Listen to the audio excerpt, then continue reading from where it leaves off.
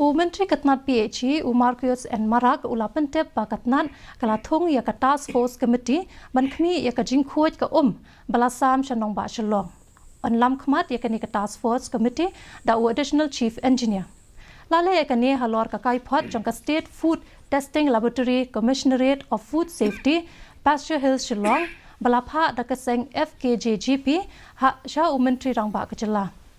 Menteri Ulaong ba ka jing tray kam jong ka task force kan sala ban penbet ya ka jing khuaj ka ha ka bay day bat ka jing ujor jong ka jing jabo ka balasam da ka GSWSS 1 but 2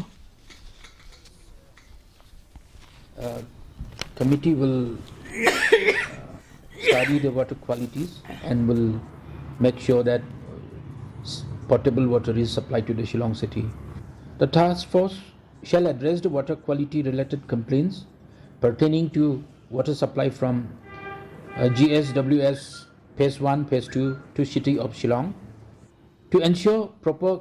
dosing of chemicals and proper procedures in the water treatment plant as per CPHEEO manual and water quality monitoring protocol.